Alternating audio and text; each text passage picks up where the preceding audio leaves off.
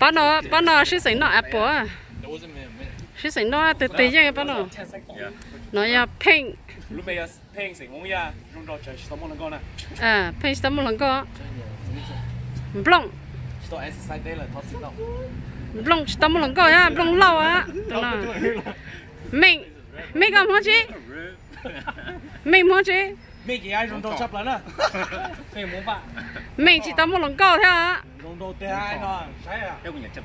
Cái xe đó là không mua mà này, đi lấy á. Chám mua rồi, tôi nói chỉ lấy chám mua rồi. Để về tao muốn câu theo, để về á chứ. Để về xong rồi. Để về mua. Bán nó là sẽ tính nó Apple sẽ thấy gì à? Nhớ xem à, đi đi thôi.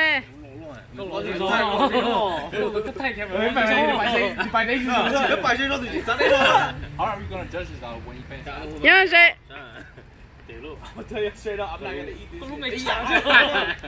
Sao? Số y đọc bé sẽ là từ số ta. Bán nó sẽ xem y o bé.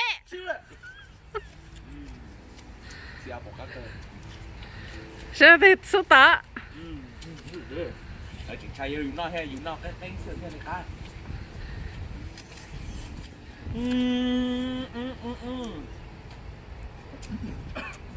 Nhà nó chỉ áo bộ.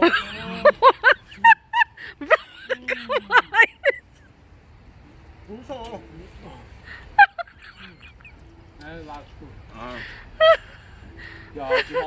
Lùi mới một loại.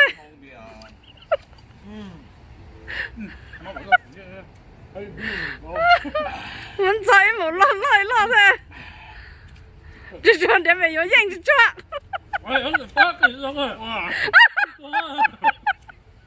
Chỉ chọn để về thế nhanh à nó chứ. Để ăn tao để về nhanh à. Mà xin nó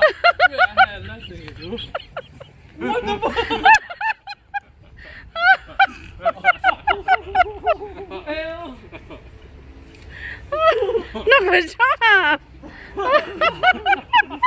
Vâng cái nào đi có chỉ nào hả? Để về nhanh á. Để về.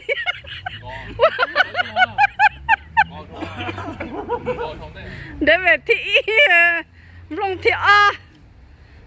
Phải cái này không có kìa. Phải tao cá liền nữa sao? Phải tao cá, chẳng thích bé. Mình đi phá. Fuck đưa, square đưa. Đừng có qua.